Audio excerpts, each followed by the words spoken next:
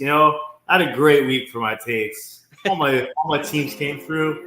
Unlike some other people, but yeah. I'm ready. I'm here. Yeah, some other people's takes were so bad that they actually just didn't show up to this show. I don't know what I'm doing. This is not the intro.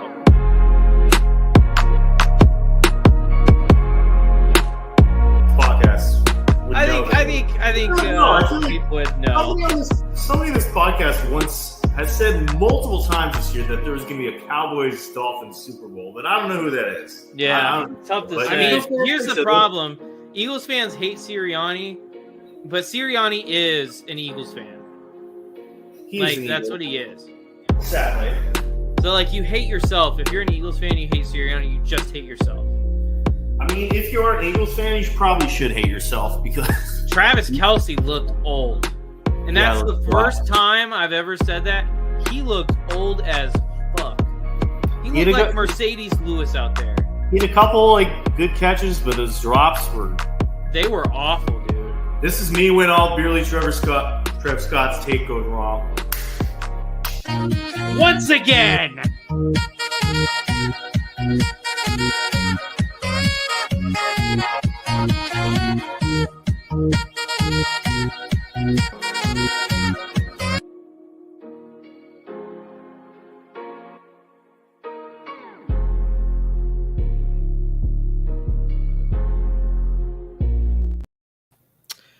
Hello and welcome back to another episode of the Beerly Football Podcast. It's about football, but Beerly. I am your host, Zachary Smith, at Beerly Zach, and join with me, as always, is my very good friend rocking the vintage Beerly football merch. It's Beerly Carey. It's me. I'm here. I'm here for a good time. You know, Fraud Holmes didn't go down last week. It's coming. Don't you worry. He's going down. We also have joining us tonight an occasional guest on the show. It's Beerly Trev Scott. Welcome to the show, man. It's good to have you. I really wanted to be here last week. I had an emergency wardrobe malfunction. Happens to the best of us. But Zach, I have a question. Yeah. The thing at the end of the intro, is that what we just got copyrighted for? Yeah, but I think this one was it was under the seconds amount that it needed to be. Okay. Yeah, I'm pretty sure. So for those of you who don't know, we got copyright. And it wasn't a copyright strike. Let me just be. You got copyright claimed, which is completely different. Doesn't affect the channel at all. It is taken care of. So watch it. Computer's gonna get a virus. I hope not. That would stink. Yeah. Hopefully not. That would stink. Alrighty. So what are we drinking tonight, guys? Obviously, this is a beer podcast. So what are we drinking? I'll go first. Well, all right.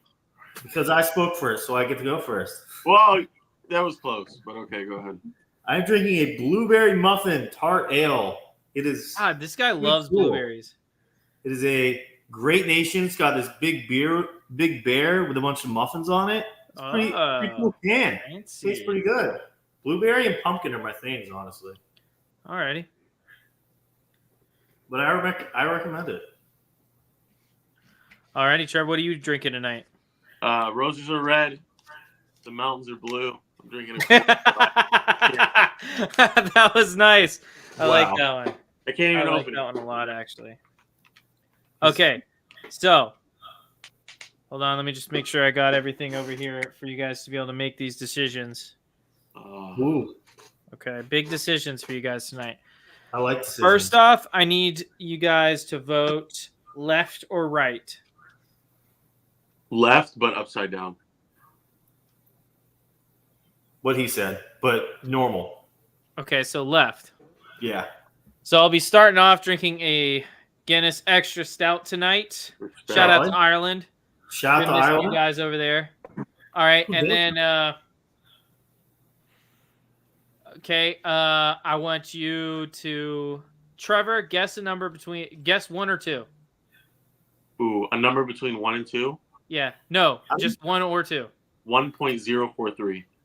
Okay, so he guesses 1. Trevor, pick 1, 2, 3, or 4. 4. Pick 8. Alrighty, so Going with 4. So instead of vaping tonight, because it is a habit I'm trying to kick in 2024, I'm going to be using my fume device right here, and I'm going to be rocking with the raspberry lemon flavor. So look at this man. Who is this man? Is he really? Wait, Man on you a have mission. one of those things on your fingers that goes like that? What? Like you do in like elementary school, you have the thing. Are you talking about a Chinese finger trap? No, like the things. Yeah, It's I like feel like pick a that's what color, it is. and then you peel it back, and then you go 1, 2, 3, 4, and then you peel the thing back.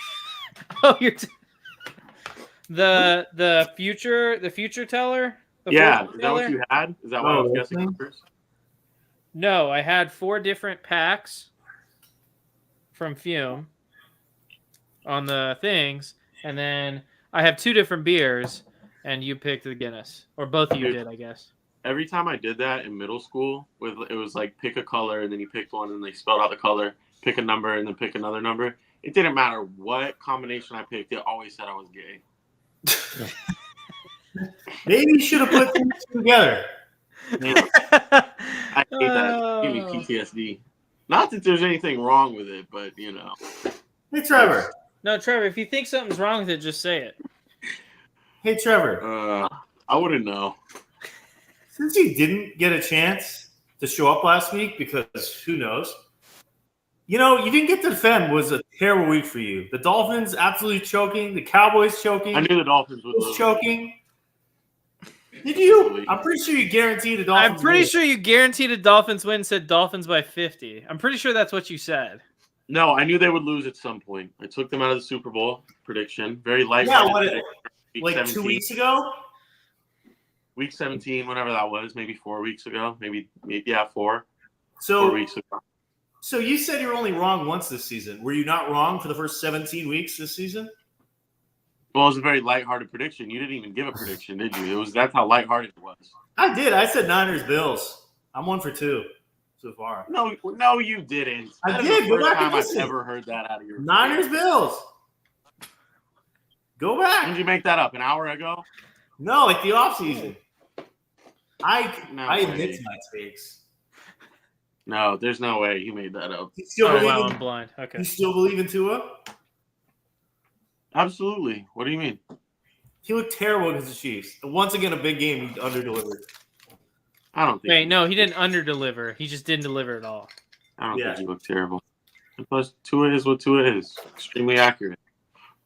Was he accurate that game? What did he finish? Did you watch that game?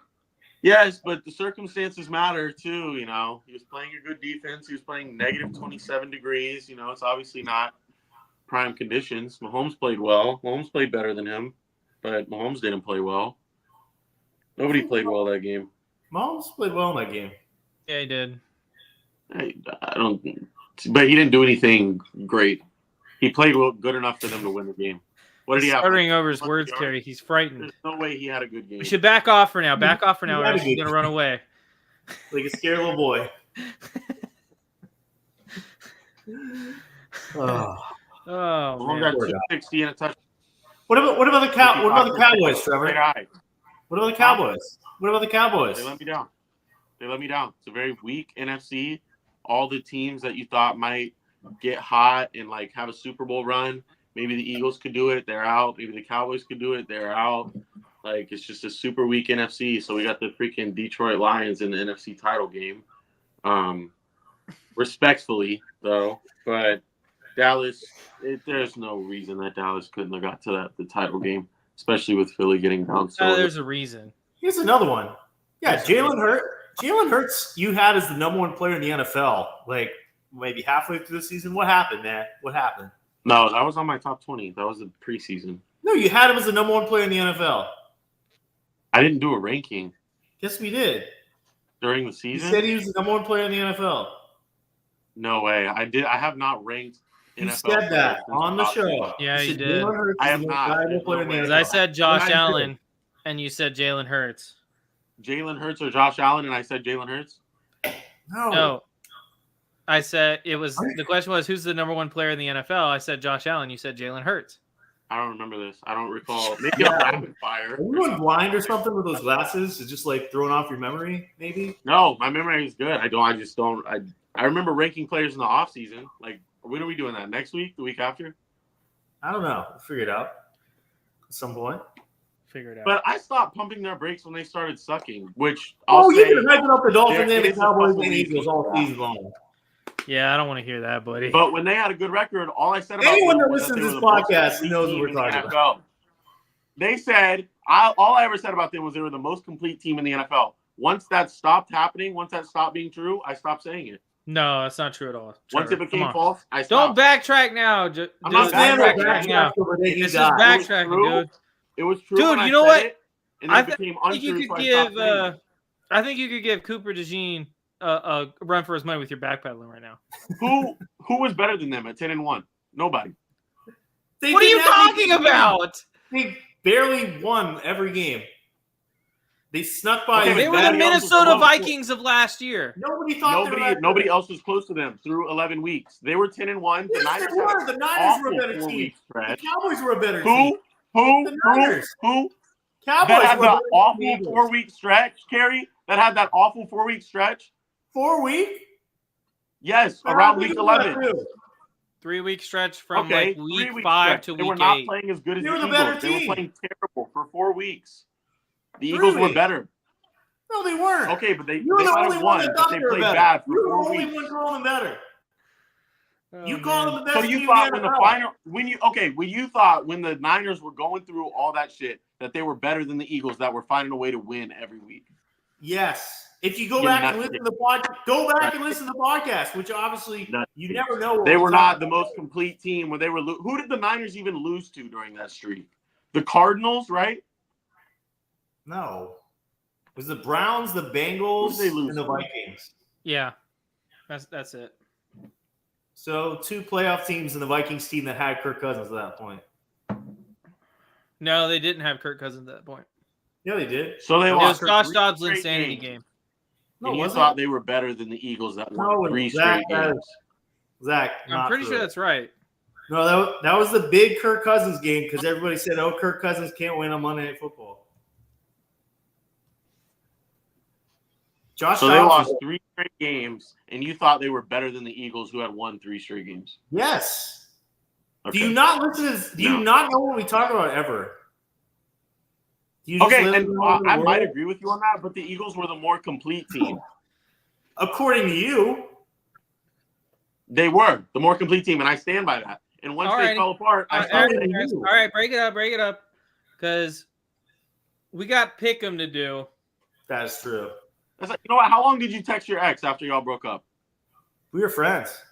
Actually, forget it. It's over. People can be friends, man. I don't want to. I don't want to do this. I ain't friends with her. Exactly. All right. So pick 'em. Who do we pick last? Trevor doesn't count because he didn't show up the show, so he doesn't get any points. I count it. I count. 0-4. I went 3-1. I went 3-1. 0-4. You went 0-4, Zach? No. Oh. Trevor did. What'd you I went 3-1. I don't remember. I plugged him in on Twitter. I had a dominant first week, and then last week I'm like, I'm going to pick with my heart. I'm going to pick the teams I want to win. Went awful. Went 1-3. And what happened? John let me down. I got the Niners game right. I think you picked the Bills. I did pick the Bills. I can't remember if you picked Lions or Bucks. I think I picked Lions, but I'm not sure. Yeah, who knows? Who cares at this point? Trevor doesn't even count. I went 3-1. I literally can't win because you just went 0-4. Are you guys scared? Are you guys scared? Because I went 3-1. Not scared. Just, you got to show up to have your points count. You do. I put them in on Twitter. That's not a rule. There's no rules. We're drinking beer on a Tuesday night. There's no rules. The rules. There's no rules. I make the rules. You've never made the rules. I made the rules. When? 5 minutes ago. July 4th, 1976. Bad rule. It's a great rule. 3-1. You guys sound scared that I'm going to come back and win the playoffs. Not scared. All right. A bad first week. So even though, we all didn't go 4-0 this week, there was a pretty much everyone else did. Congratulations, guys. Yeah, by far the largest amount of pick'em winners we've ever had. It's crazy. I think before our record was like 70 or 80. This is about 140. So sorry for you listeners that didn't win because it's going to take a little bit. But congrats to all you winners. At Beerly Football, we post this every Friday. Get them all right. We'll shout you on the pod like we are now. Yeah, congrats to these winners. So I'll start out first. Zach, when it's your turn, I'll say so. All right. We had Icy Rob, TMI Fantasy Sports, at Kira16, Saints and LeBron fan, at Jake Scott Cars, American Truth, at John MUFC 18, two-time winner, at MK Patel _ Yankees and Knicks fan, at Dat Kid Deuce, check out his music, at Embiid for MVP 21, five-time winner, at the RFL Show, three-time winner, at John Shearbaum, loves dogs, at Bruce LeBounty 1, two-time winner, at John Riviere 12, three-time winner, at Cersei Anthony, massive Yankees fan. At OMG, it's Kingzoo, two-time winner. At Expos, lives in Tampa from Canada. Maybe Trevor knows him. At Budman Begins, Lions fan from Michigan. At 71 Derek, Niners fan from Canada. At VTEX Gain, Chiefs fan. At Pro Public 66, public defender. At Who's Your Daddy 563, three-time winner. At Brandel _N, teacher and golfer. At Huss Knows Hockey, Bolts fan from Tampa. Maybe Trevor knows him too. At Organized Naps, Niners fan. At J Richard 64, two-time winner. At Caden Brandt, two-time winner. At Matt _330, three-time winner. At Please _Kelly 313, University of Georgia. At Victor Great 94, Lakers Panthers fan. At Lakowski Lane, two-time winner. At Reed Roddick 12, Cowboys fan. At ML Titan, Titans fan. At Chief 722, two-time winner. At DJ Karn third, two-time winner. At Jim Crosby 1962, retired military. At Kevin Johnson 913, three-time winner.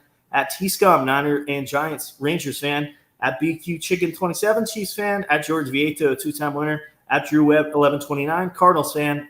At Gail Miana, Walrus fan. At Ottoson _Jim, father and attorney. At Chitter B, Tar Heel and Giants fan. At William 8416837, Avid Browns fan. At Laidback Mac, two-time winner. At Meisner 7782, Niners fan, and at Jay McCann 13, veteran executive recruiter. Zach, your turn.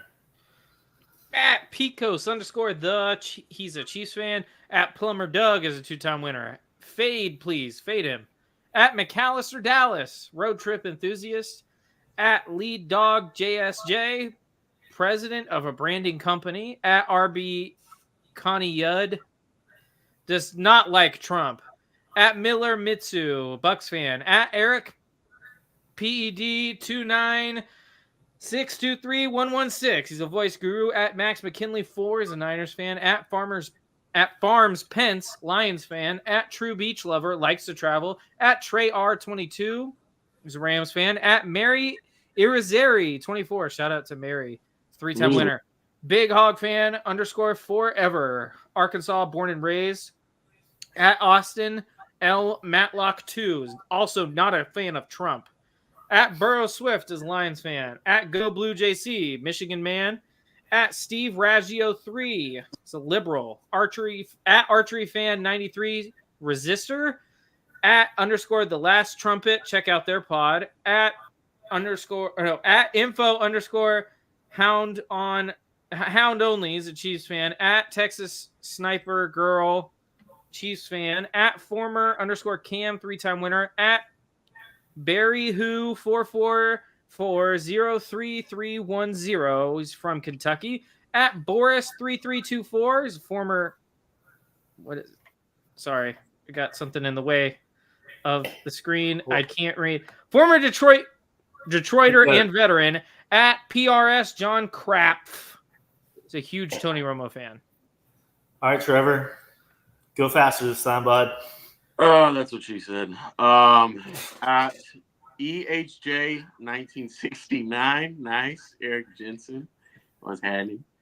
Gloria Brandon 19, an avid reader and a sports fan, just like me. At Skullmaster BC, four-time winner. Looks like I'm following him. At VTEX 551, a lover of cycling. At the 3000 _man, enjoys heavy metal. I can tell. At Brad McClellan. It's Brad McClellan. At DJ Radar from Arkansas. It's pretty interesting. At Nikki Lopez, ZU, Chiefs and Royals fan. at JLong78LA.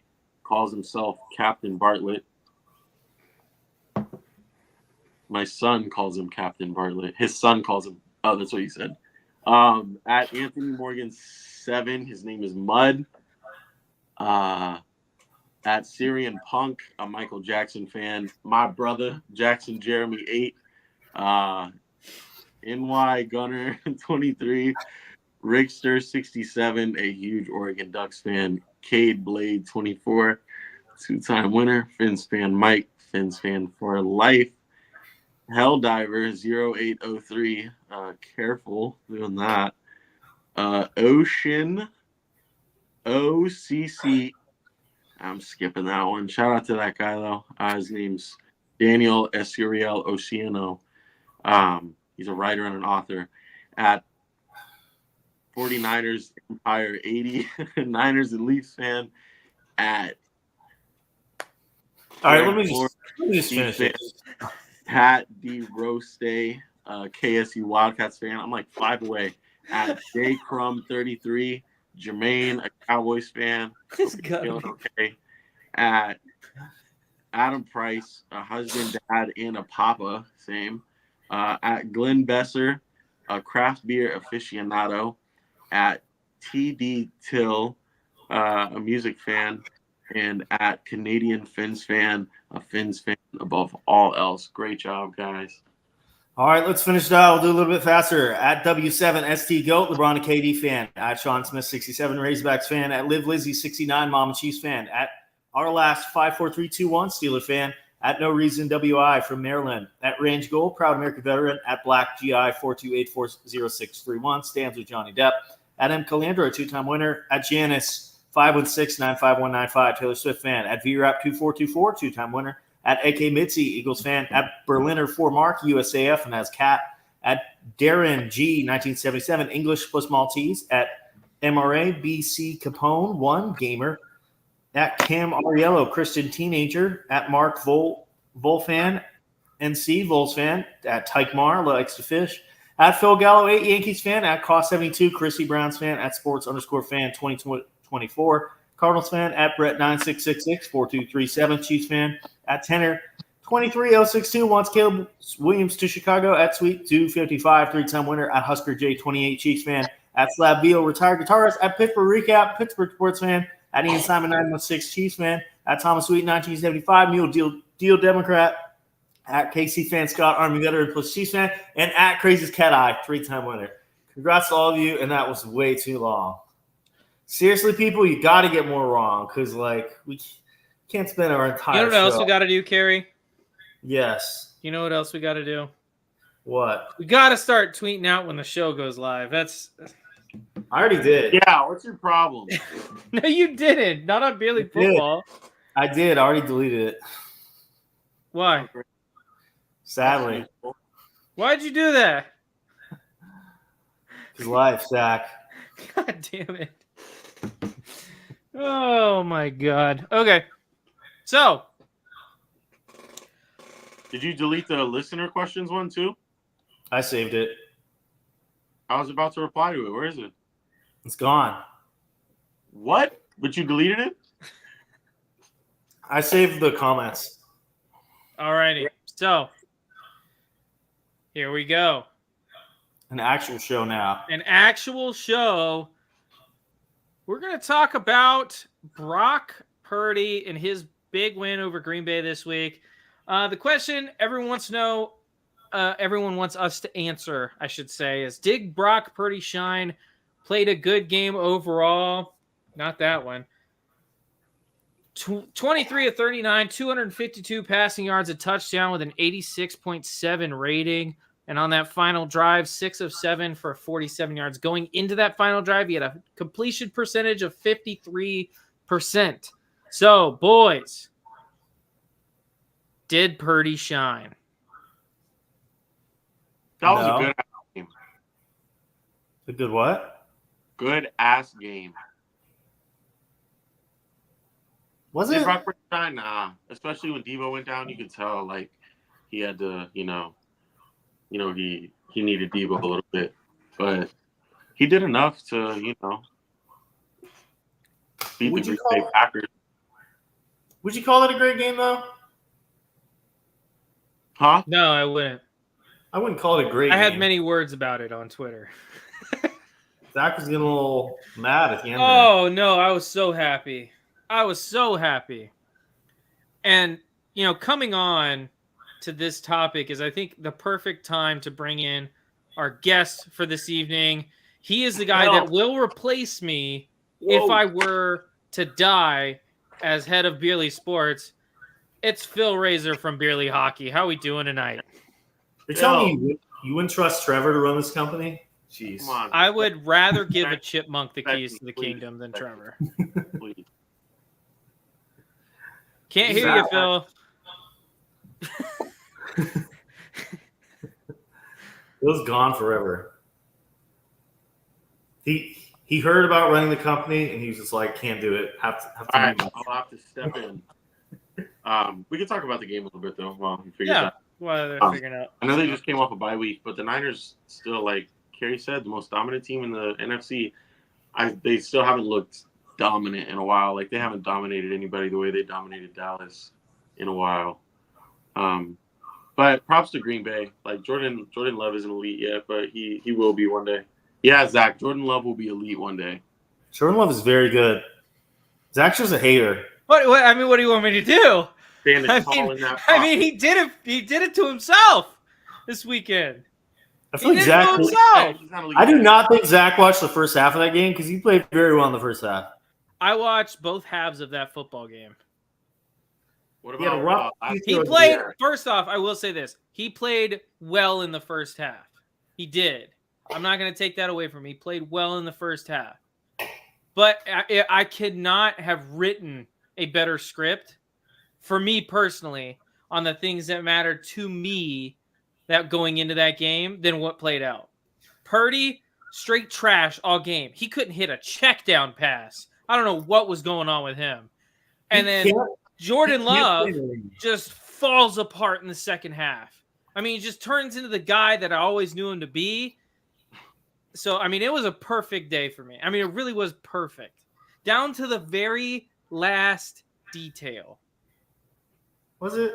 It really was. It was awesome. Jordan Love, you think he's a choker or what? Like you just think he's I just think he's okay. He's good. Then why are his numbers great? Why are his numbers great? Huh? Why are his numbers great? Why are his numbers great? He's a game manager for Zach. Okay, first off, saying that a game manager can't put up good numbers is the most ridiculous thing ever. Tom Brady did it for years.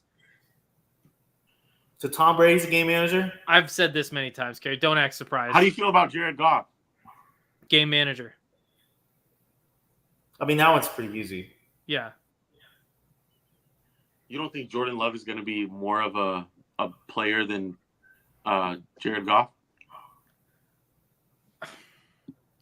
So here's the thing. The last week, what I said coming out of the Dallas game is Jordan Love made very few throws in that game that impressed me.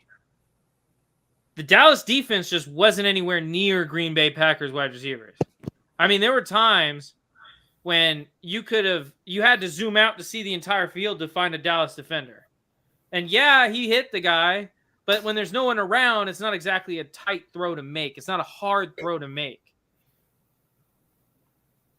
He impressed me in Dallas. I mean, it was like some of those throws. This is the way I put it. If the offense had not moved the ball a yard, Green Bay is up 10-7 at halftime. Oh, pick six. No way. Yeah.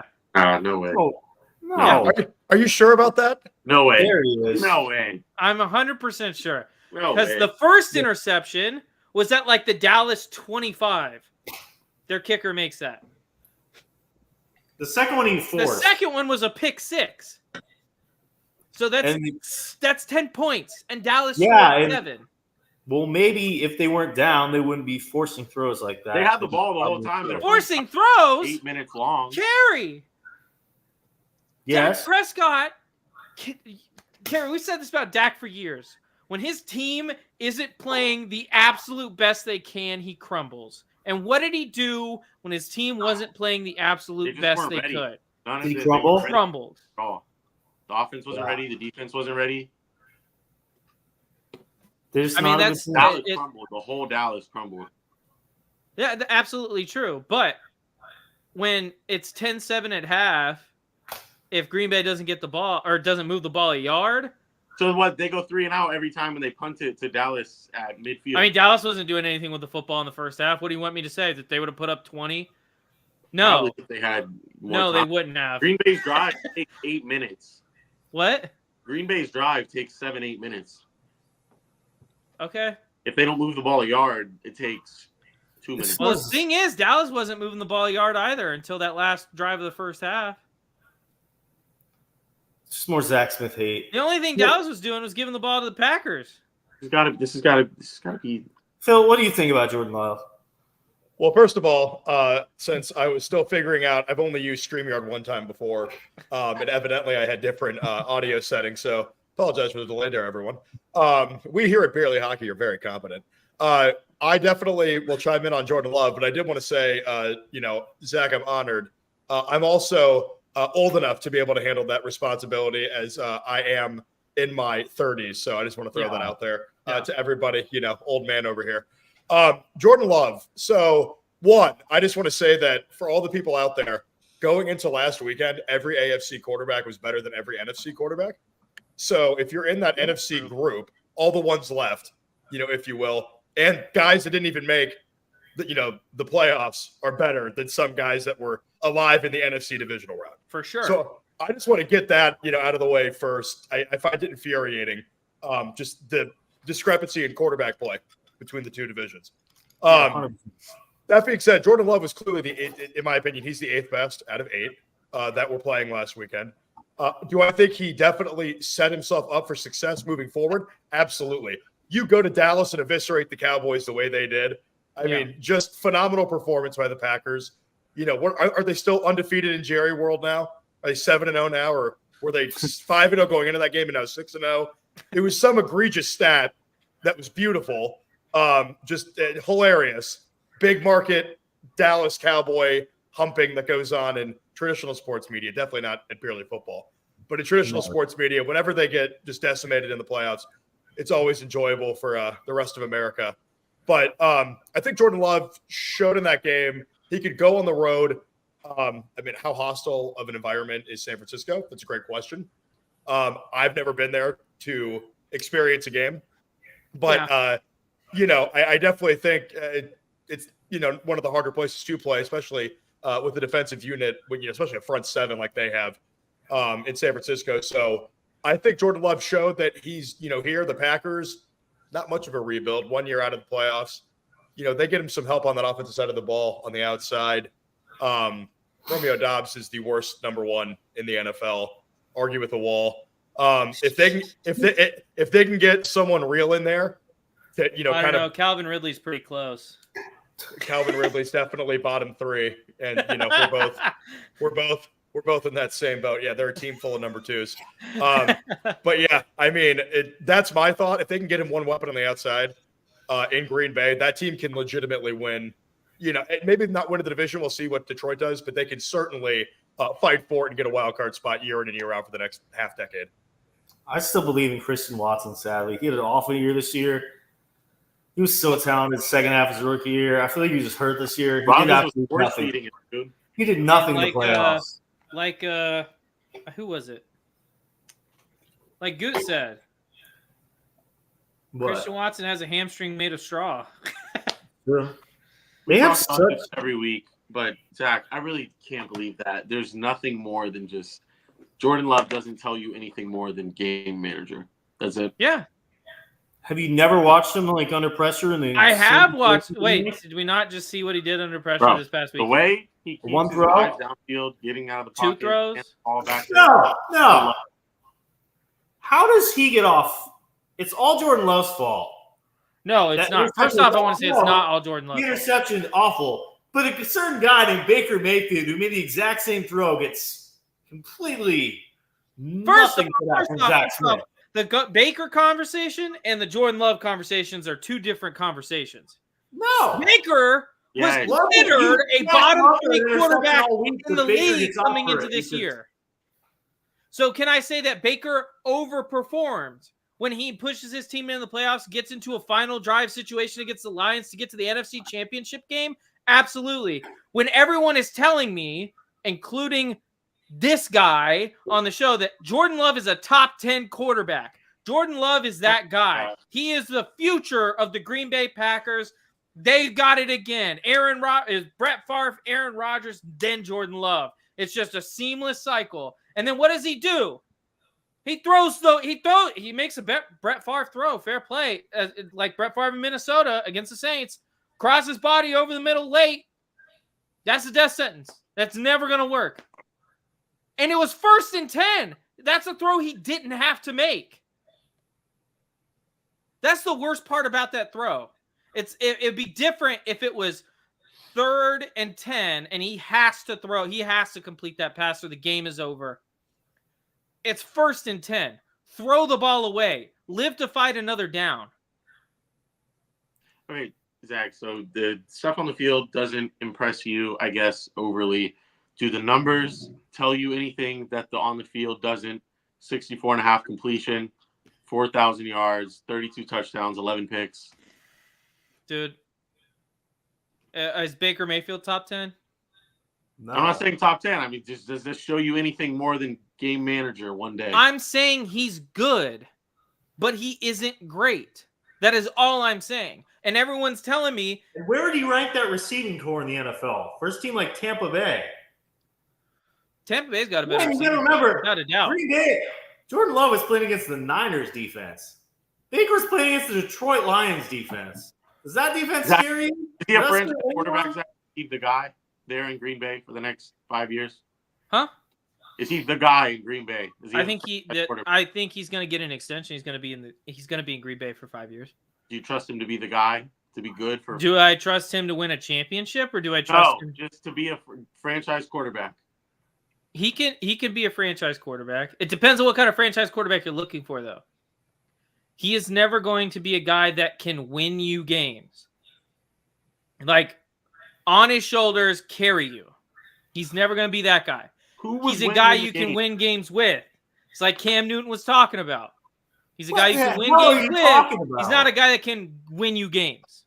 Who was winning them the games? Like just like a month and a half. They don't have a good defense. They don't have weapons. Who? They don't have a good defense? Yeah. They beat the Lions. They beat the Chiefs. Beat the Vikings, Bears, Cowboys. Quarterback, like they were just magically winning these games. You know, you just put a bunny out there at quarterback. It's over. I literally said he was good, but he's a game manager. He's a good game manager. You could make an argument that in the NFC, everyone, pause. Am I missing anything here? Everyone's a game manager at this point. In the playoffs? The only person I can think of in the NFC that I would technically not classify as a game manager, and I'm going to get hate for this, I've already accepted that, is probably Kirk Cousins. Oh, I agree with that. Yeah. He's probably the only one. I thought you were going to say it's Stafford.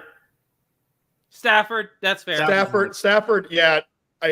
I threw it out there, and Stafford and Cousins are probably the only two. It's that just I tough. can think of off the top of my head. Jalen Hurts can break a game open on his own, but Jalen Hurts regressed this year, so I'm not going to full out call him a game manager yet. Is Kyler a game manager?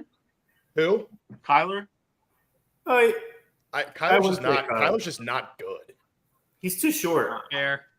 Kyler's exciting, but like it's exciting when you have that coffee in the morning on your way to work and you got to get into the bathroom.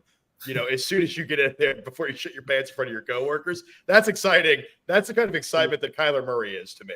Like something crazy might happen and it might end up working out in the end, but it often goes very, very wrong. Yeah. Okay, if he's 6'3", he would be a baller. Oh, I love Kyler. He's got a great arm. Oh, he does have a great arm. I don't think anybody's. I mean, what if you know, put? I saw Jamarcus Russell had a great arm. How'd that turn out? You know what I mean? Yeah. Like, come on, it's Kyler though. Jamarcus Russell, dude. But it's Kyler. Pryor had a cannon. He ended up playing wide receiver. Hey, if you put Joe Flacco on any of these NFC teams divisional weekend, how many of them win? Like, how many of the games go the other way if he's starting for the opposite team? You know what I mean? All right, he didn't play well, though, this playoffs. No. I'm a big Joe Flacco fan, but. I'm not. No. What a shame. What a shame. Just shits the bed for the Cleveland Browns. Classic. That's never happened. I'd say he browned his pants. I did want to give a warm screw you to George Kittle for dropping all those passes. I needed one more catch, bro. There was nobody around you. This team, their offense is just different without Debo. And Brock Purdy cannot play in the rain. Tua can't play in the cold. Brock Purdy can't play in the rain. Why are you talking about Tua right now? Because he can't play in the cold. Brock Purdy can't play in the rain. It's a true fact. Noodle arm True Tua? facts with Beerly Carey. That should be a thing you do every week on Twitter. I should. You're such a Tua fan, Carey. I know you are. How? You have his jersey in your closet. Tua's a very good game manager. Speaking of which, I wore a special jersey tonight. Got my Brock Purdy jersey on. Nice. Carey sent me. Trevor, where's your Herbert jersey? You haven't worn that on the show yet. That was his Christmas gift. He gave us each a quarterback we didn't like. Oh, All right, okay. let me rephrase. I don't not like Purdy. I just think he's way overhyped. Guess what is the first thing I did in that Justin Herbert shirt? Even before I put it on. Okay, Jacked off? No, don't be disgusting. No. Joking, gooning. Anyways. You watched Justin Herbert highlights? Yes. And pretended you were him? Yeah. And you, of course, wait, no, it was Justin Herbert lowlights, and you said, oh, I could have made a better throw. See him wearing the jersey. I think that's how the last time I was in Fort Myers, Carey woke me up from a nap. I think he started putting like Justin Herbert interception videos when I woke up. That's great. How many Twisted Teas? We didn't even have any last time. What were we drinking? Wow. He was sick. He didn't drink anything. Oh, I drank an entire bottle of wine when I got there. Oh, 4 p.m. That was true. God, you're such a wine connoisseur. Are you a sommelier yet? Cab sauce. Is that what Tua is? Sommelier? What? Oh my God. I don't know. That was well done. I like wine. I like well wine. done. What's our next game from last week? Houston and Baltimore. CJ Stroud, shit the bed. What's going on? It's the Ravens defense, man. I know. Shout out to CJ Stroud, Rookie of the Year. What's the over-under on longest drive for the Ravens this week against a Chiefs defense that can't stop the run? Like, are they gonna have a 9.5 minute drive? Are they gonna have a 12-minute drive where Lamar just like kind of fucks around and like slides down right after he gets the first to give up the additional 10 yards to just continue burning the clock? To watch Mahomes and Jason Kelsey and Taylor Swift in the crowd just lose their minds as he fucking toys with them up and down the field. Watch him just take an entire quarter drive. The entire first quarter is gone. There was a playoff game. I remember when I was like a kid that was like the Rams and the Seahawks. The final score was like 11-6, and it was just nauseating football. But I didn't know any different because I was like in elementary school. And the drive took over 15 minutes. And I just remember sitting there, like growing up on college football, like my parents really didn't watch the NFL the way like we do. It was all Ohio State football in Columbus. So like I was used to the clock stopping after first downs. So a long drive in college was like 6 minutes. You know what I mean? And then like to watch them go 15 minutes, let's kill the entire first quarter on one drive. I was like, remember being a kid, like that's a hell of a strategy to win a playoff game. That might be the Ravens strategy this weekend. How long can we hold the ball and then just give the ball to Gus Edwards 4 times on the goal line? We got it on fourth and an inch. We're good. Boom. Just keep Mahomes on the sideline. Yeah. I'm glad more people are watching Ravens games now because although Lamar is doing the scoring lately, the last regular season game and this game, I think a lot more people are starting to notice how Lamar literally gets all those yards up and down the field, even when he doesn't punch it in. Wait, when were people not watching Ravens games? You know what? Cool. I mean, the Ravens are on their third running back right now. I mean, they lost Dobbins, then they lost Mitchell. Now they're on to. Y'all saw Dalvin Cook out there, man? Yeah. 16-yard run. What a legend, man. I think he's from Broward. That's some of the worst ring chasing I've ever seen. Only topped by Zach Ertz today. That is crazy. You guys signed with him 2 days Yeah, ago. I saw that. Wait, Zach Ertz went where? Detroit. Today. What's he gonna be there? 4th string tight end? I don't. It's gonna be like 1 snap a game. Well, didn't Remember Zach why? Ertz get I a didn't ring? think about him. Did he play there? No, Zach. No, he just wants a ring. Wait. Yeah, I think did. he got one with Philly. He got one with Philly. He wants to go out Yeah. with one more, Sign probably. up, Brandon Pettigrew. Get him a free ring. A real Lion tight end. What about bring back Eric Ebron? Come on. Hey, if you rearrange the letters in Eric Ebron, it's Rice Boner. You're welcome. Wow. Boom. Number 2, just why stop there? Just bring in other guys that didn't win a ring that we like tight ends through our childhood. Like, what's Jermichael Finley up to? Can he walk? Can he get out there for a play? I think he follows us on Twitter. Hell yeah. Shout out to Jermichael Finley. I love watching him play for the Packers. All right. I feel like Texans are going to be a good team next year. They're losing a lot of guys in free agencies, but CJ Stroud, Yeah. Well, I mean, they'll they need a running back. Until Press Taylor's gone, I'm just a football fan. So Oh, how ironic. just a fan of football until Press Taylor's gone. Press I got do one. like the DC hiring from Jacksonville, but I think Texas got a good shot at winning the division again next year. Just please get a running back. I do not want to see Devin Singletary run the ball 8 times for 1 yard. He's a third down back. He's not an every down back. Come on, guys. Damian Pierce should have got a carry in that game at least. Derrick Henry, the Texans would be. No, bring him back to Duval. Bring him home. Bring him home. Derrick Henry there? Bring him. Why not? Fuck it. Take Super touches away from load the team. What? Take touches away from ETN? I mean, let ETN cook, but like Derrick Henry, that car has a lot of miles on it, man. Like The Jack fans do not like Tank Bigsby, so everybody saw as the you touchdown. can see, if you looked at my Twitter this week, what should his job be next year in the Jacksonville Jaguars? He's a grocery store cashier. He should be working at Publix. good job, honestly. Like, I don't want him touching a football. Like, I feel like every 4 times he touched the ball, he fumbled. I mean, great football name though. yeah, it is a great football name. Wish he was half as good of a player. Can he be a special teams hero? Can he become like the next Matthew Slater? Ernest Graham. He's too slow. Just tank a guy named Tank Bigsby. Like, imagine him just like crushing someone. Like Ray McLeod crushed by Tank Bigsby. That is peak NFL. That is peak NFL nirvana. That is name on name crime. Top 10 names in the league. Tell me you wouldn't love that special team scene right there. That sounds like a hockey fight. It does.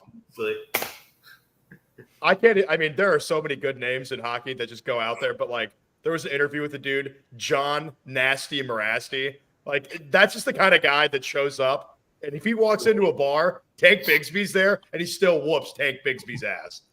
Like, you don't fuck with John Nasty Morasti. Hey, no leaky black slander. That's a great name. I saw that. I was like, this dude's a hornet. I hope he lives near me. I can't believe he's a real player. Kool-Aid McKinstry. All right, anything else from that game? Not really. Yeah, exactly. What's next? What's next? We got to play the Bills blame game, the Buffalo blame game. I gave us some options. Is it Taylor Swift curse? Is it Josh Allen's fault? Is it crying Tyler Bass? Is it Stephon Diggs who can't catch an absolute dot from 65 yards right in his breadbasket? An underthrow. Is it Sean McDermott or is it the big bad dead man himself? Is it Osama bin Laden's fault? That's the question I want us to answer tonight. So the Buffalo blame game. We're going to go ahead and we're going to start it off with our guest here. Who do you think the fault that it is that Buffalo lost this game against the Chiefs? They were leading for most of it. What happened? Well, first of all, the Sean McDermott 9/11 jokes are just top.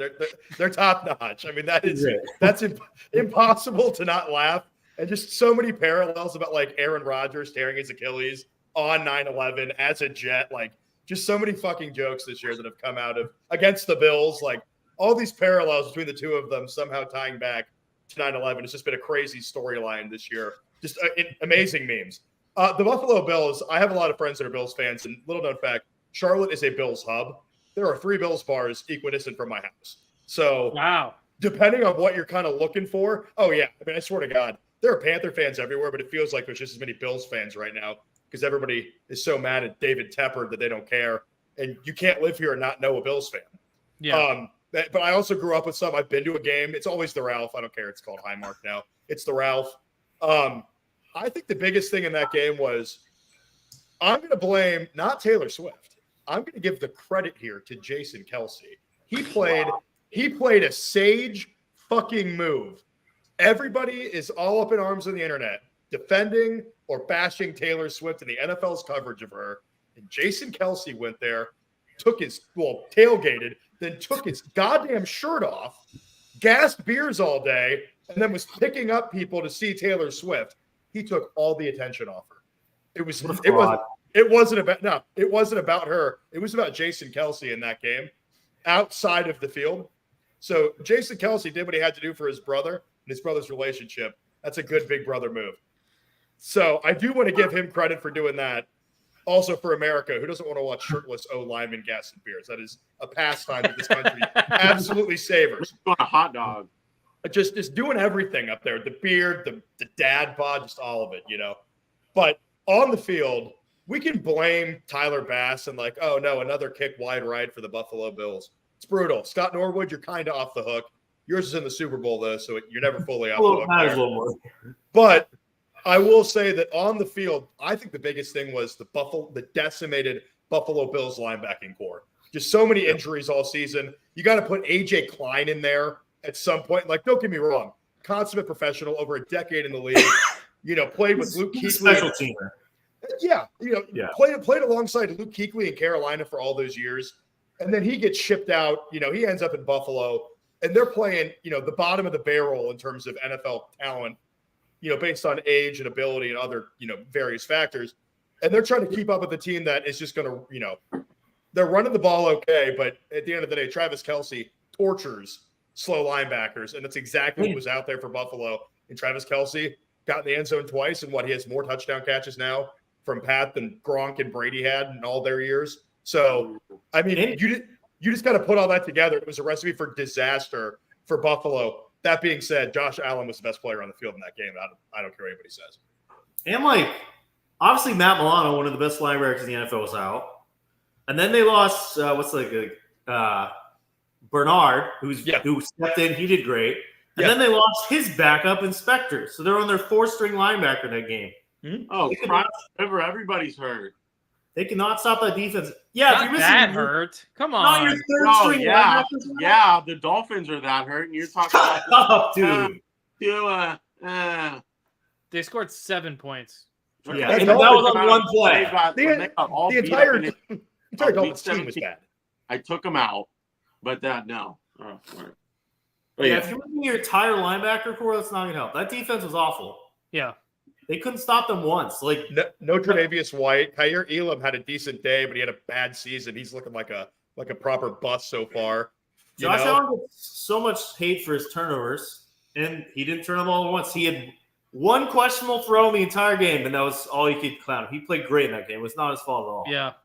And Stephon Diggs should have caught that, yes. But nobody else is bringing up the one that Trent Sherfield dropped. That was another 50-yard pass. Yeah, that was a bad one as well. But granted, Trent Sherfield's not getting paid $24 million a year. But my reason why they lost, this is a playoff football game against a guy with 2 Super Bowls. And you're in the 3rd quarter, and you run a Make-A-Wish kid for a fake punt on your own 30. What was that? You are not trying to get to the ESPYs. You're trying to get to the Super Bowl. That was the stupidest play I've ever seen. What was that? They lucked out with that touchback, but geez, that should have lost them the game right there. Why would you ever do that? Just run Josh Allen up the middle. They couldn't stop him when they did that the entire game. But no, let's just give it to DeMar Hamlin, who's played 6 snaps all season. Oh. Josh Allen as the up back on that would have been sick. Yeah. They would have all known a fake was coming, though. I mean, if 17 goes in on punt formation, they're like, I wonder where the ball's going. DeMar Hamlin goes in there. It's like, why is he in there? But also, like, who cares? Did you guys see all the GIFs and stuff on Twitter of like the old guy getting the pass in that football game, running up the middle? Dude, it can happen. And Twitter is just going to be, Twitter is crazy. It is Twitter. All right, Trevor, what do you think? Obviously, Josh Allen hater. I think this is you just got to chalk it up to life. This is Patrick Mahomes, man. You can't get by him. Like, no matter how, like, whatever he plays all year, you could say he regressed. The numbers aren't what they have been, whatever. At the end of the season, when it's AFC Championship time, when it's time to lock down and go to the Super Bowl, he's here every year. So I just chuck it up to the Chiefs, just winning the game. Buffalo played fine. They played good enough to win, but this is Patrick Mahomes and the Chiefs, man. You gotta do more. You were at home too. Whatever. Okay, so I had a tweet. I had a tweet this week that a lot of people took the wrong way. And I understand why they took it the wrong way. But I'm going to go ahead and share it with everybody now because, we have the ability to look back and see everything a little bit more clearly. And I'm allowed to, and I can explain it a little bit better on here. So this is Tom Brady and Josh Allen. This is clutch versus not clutch. I'm going to click on the picture here. Tom Brady had a pass rating of 89.8, 13,400 yards, 88 touchdowns, 40 interceptions, 48 career playoff games. Josh Allen has a pass rating of 100 with 2,723 yards, 21 touchdowns, and 4 interceptions in 10 playoff games. And I said, clutch versus not clutch, what does this tell you? I want to hear what you guys meant by this tweet, and then I'm going to explain to you what I meant. One player doesn't win a game. It's the whole team. That's ironic for coming from you, Kerry. That's funny. Why? Oh, he single-handedly lost him this game. Oh, he won. He beat him. Hey, there's scenarios where it matters. Yeah, man. How about the fact that Tom Brady started 3 seasons worth of postseason games? Just how long he played. Like three. There are guys that don't like. How many guys last 3 years in the NFL at all? How many guys play 48 career games? You know what I mean? Like he played 48 career postseason games. That's just absurd. It's an absurd. That was the first thing that stuck out to me. It's like I saw Josh Allen 10. I'm like, wow, we're at 10 already. Oh my God. And then you look over like, 48 career postseason games for Tom Brady. 5 times as many. Tom Brady was never, when he was stellar in the playoffs, truthfully, his team lost. His best games they lost, which is just crazy to think about. Like that crazy Eagles Super Bowl where he puts up just, 500 plus yards. How many times did he, ball out against the Giants statistically and they lose? And then they win a Super Bowl 13-3. And it's like, Jesus Christ. You know what I mean? Like he did do it when it mattered, but the whole thing about like clutch, we all know what the definition of clutch is, but how do you define clutch? Has the guy won a Super Bowl? Has he had the team to win him a Super Bowl? I think Josh Allen has had a team that can win a Super Bowl. I don't think they've not made it there because of him. I think there have been other factors in why they haven't made it. And simply like Patrick Mahomes' magic, 13 seconds left. I mean, that hasn't happened to anyone else in the history of football. Yeah. Nobody else has lost a playoff game like that. He wins that one. Who knows what happens? You know what I mean? Yeah. So, I mean, if you put Josh Allen and the Bills in the NFC this season, I can't see them not beating any team. What are we doing? What? We put the Bills in the NFC? We're just asking questions, man. We're just asking questions. You can't ask questions with this, man. It's just anyway, the point of my tweet was exactly what Kerry said. Football is not a one-man game. It's not quarterback versus quarterback. It's 11 on 11, 53-man roster, and a season that lasts like 4 months. So Bills fans are not Bills fans. People criticizing Josh Allen over this loss, to me, that says, okay, the only thing that these people see is, okay, Josh Allen played Patrick Mahomes this many times, and Josh Allen has lost all of them. When you look at the numbers, you watch the games, Josh Allen in almost every single one of those matchups has played better. I don't think Mahomes played that great. He played very good, but I don't think he played much better than the Miami game. He was good, but I don't think he played great in that game by any means. Yeah, and so all I'm saying with this tweet is, it doesn't matter how good of a quarterback you have, if it's because of injuries or anything else. If the top players don't play or don't perform, you're not going to win games. You're just not. And that's what happened to Buffalo. Yeah. That's all I meant by that tweet. But I had some people saying, like, you're so stupid, blah, blah, blah. And I'm like, okay, clearly you didn't understand what I was trying to get. So I wanted to bring that up on the show to talk about that a little bit. And then we had a tweet this week, today actually. This is right before I went in for my root canal, where I made the promise to Phil that he could take over if I died during the root canal. This isn't a succession situation. This was a succession situation. You may not have woken up from the anesthesia, There might have been some foul play involved. Yeah, there could have been foul play. You know what? But, I'm not Logan Roy. You're not Logan Roy. So thank God we didn't go there. Thank God. So there's a tweet today put out by the Beerly account over an argument that me and Trevor had this morning. So I just wanted to present a list to everybody. Yeah. Let me go ahead and take that down. These are the 20 wide receivers Zach would take over Stephon Diggs right now, today, in no particular order. Justin Jefferson, Jamar Chase, Mike Evans, CeeDee Lamb, Tyreek Hill, Amon-Ra St. Brown, DJ Moore, AJ Brown, Brandon Ayuk, Deebo Samuel, Nico Collins, Mari Cooper, Michael Pittman, Terry McLaurin, Devontae Adams, Chris Olave, Garrett Wilson, Puka Nacua, Cooper Kupp, DK Metcalf, and a few others.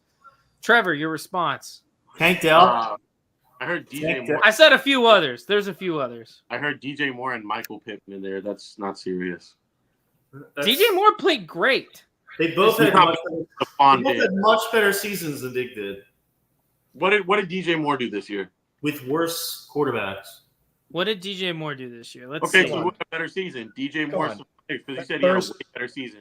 DJ Moore did have a way better season. DJ Moore had 1,300 yards, 8 touchdowns. Okay, so he had what, 120 more yards? That's a way better season. And 4 more touchdowns. He doubled them up. One of them is Josh Allen, one of them is Justin Fields. Diggs had 8 touchdowns. Huh? And how many? 8 touchdowns. Diggs had 4. Diggs hasn't had a touchdown since November. Okay, so did he have a way My better? bad, he had 8. My bad. That was my bad. I misread yards. With Justin Fields and Tyson Badgett versus Josh Allen? Did you say that, or did you say? By the way, why does in the one of the biggest games, or not? It's the biggest game of Buffalo's season. Why does Stephon Diggs look like a number 2 wide receiver to Khalil Shakir? He shouldn't have had to slow down for that ball.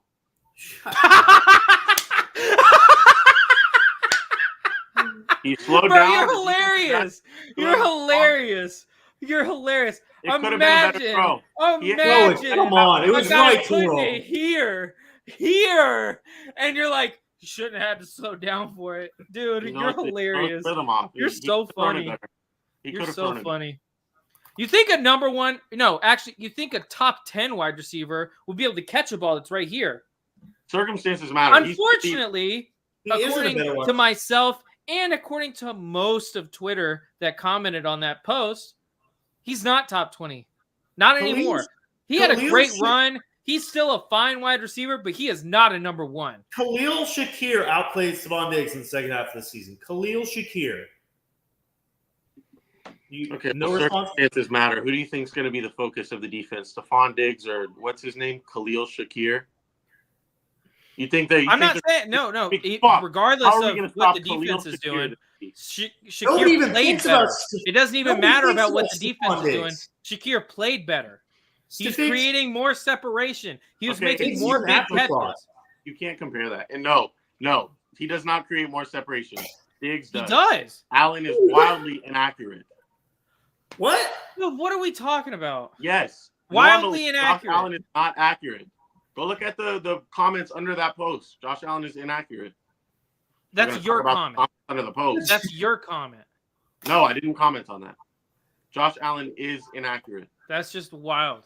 That's just a wild opinion to have. All the time Stephon Diggs got missed this year, because I'm sure I could find it. A clip of all the times Stephon Diggs got missed. Okay, yeah. Let me find. We can find any diva. Let's find any diva wide receiver in history that got pissed at their quarterback because they weren't getting targets. Okay, let's look at AJ Brown. Let's look at all the times AJ Brown got pissed this year. Because he's open. I would be pissed too. He's not open. He's not. Okay, you're talking out of your ass. You don't know that. No, we're not talking out of our ass. You don't watch the games. Trevor, you don't watch. No, I do watch the games. I watch football. Do you actually watch football? What was I doing Sunday then? What was I doing Sunday? I don't know. Okay, thank you. No, yeah, you not watching football. What were you doing? You were driving home, actually. No. Maybe you were driving to the bar. That entire first half. Game at the bar. You didn't get the bar in the second half. That's not true. Yeah. Why did Jared on the fly? My house. I'm just saying. You guys are bullshitting. I'm not bullshitting. Mostly Carrie. You guys are bullshitting. Oh, he's not open. I can see it in my mind. Trevor. Let me ask you something. No. You want to call us out? Let's bring on the neutral party here. Phil, what are your thoughts? I think calling Josh Allen inaccurate is unfair. He's finished, he's 7th of the 14 guys that have played so far.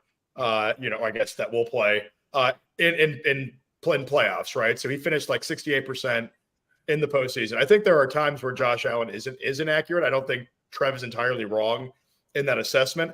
I also think we need to factor in one massive thing. He plays a lot of shitty cold weather games every year that a lot of other guys don't play. And I think that definitely factors in. There are games against the Patriots in December where he goes, 12 of 27? Okay. There are a lot of guys that go 12 of 27 in that game. The difference is he has the arm strength to cut through that wind, which should be the equalizer for him in that regard.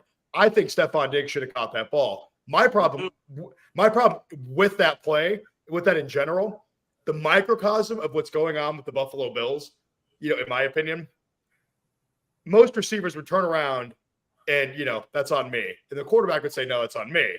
They both hold themselves accountable. Stephon Diggs was like, you came up a little. Like, it was a little off. Like, dude, it's the biggest moment of the year. And you're going to turn around and kind of like, I don't say show up Josh Allen, but complain about it. Instantly complain about it. All year long. That's why I have a problem with Diggs. I think he always does. We were this close. He's the worst. He's the worst team. One of the worst teammates in the NFL. He's not. How the fuck do you know that? He's not. He's not Chase Claypool. Ever? He's not Chase Claypool. We can all agree on that. He's not Chase Claypool. I agree. Him and AJ Brown. He's been in the locker room all year. He's one of the worst teammates ever. Yeah, watch him on the sidelines. If he doesn't get the ball, what's wrong? Okay, you're trolling. This is why I can't take it serious. You're trolling. Okay. You can't take it. Troll. I'm sorry that catch didn't fit your agenda, buddy. I got it. Troll. You're trolling. I got it. I think everybody's making salient points when it comes to the situation in Buffalo, and you can really narrow it. We can try to get down as deep into the core as we can. But at the end of the day, Trev's right. We're not in the locker room there. And number two, we only go based off what we see on the field and what we hear in the media. So, and also the media is why we even talk about quarterback battles instead of team battles, like Zach alluded to earlier. Yeah, I hate that. It's all media bullshit. Yeah. Pitting the two guys against each other. The problem is the average NFL fan has bought into that because that's all the media talk about. Oh my, yeah, they have. Because there are two kinds of NFL fans to me, right? I call them. Talk about football on Twitter. You can't. You can't talk about any sport on Twitter, but you can't talk about anything on Twitter. Anything politics, sports, any of it. But what I will say is, there's the ESPN NFL fan, and then there's the NFL Network NFL fan. And I instantly know which one you are based on how you tweet and what your opinion is on things. And it's so obvious. It's so obvious if people watch ESPN on Monday morning or if they go to NFL Network on Monday morning. Yeah. And it's very apparent. Do you read or if they go to Beerly Football? Hey, you should go to Beerly Football first. And then the great thing about our show is if you watch our show, you have a wide variety of opinions. That is true. Yeah, you get 2 horrible opinions of me. Shut up. Oh my God. 2 horrible opinions of me. Shut up, Mr. George Pickett's top 10. Shut up, Desmond Ritter, QB1. Wait, did you really say Shut up. Pickens is Shut top up, 10? Cowboys, Dolphins. He said he was going to be this year, yeah. He also said Kenny Pickett was going to be a top 15 quarterback. I mean, if you said it You before also the said season Sam Howell started, top 10, so. whatever you said before the season doesn't matter. Trevor's never for the brain. Trevor's never said anything wrong before, so according to him. Yeah, you only got one thing wrong this One year. thing wrong. I did. All that preseason stuff is speculation. Once the You game can go 0-8 in your division picks. That's preseason. I'm talking about this season. Do you know how wrong we were on Beerly Hockey this year about the Philadelphia Flyers? Holy shit. I just went after Philadelphia for fun on a pod because of Cutter Gauthier And deciding. The Bruins. Yeah, the Bruins, we had like wild card. You know, that was kind they of our. said they wouldn't score 100 points all year.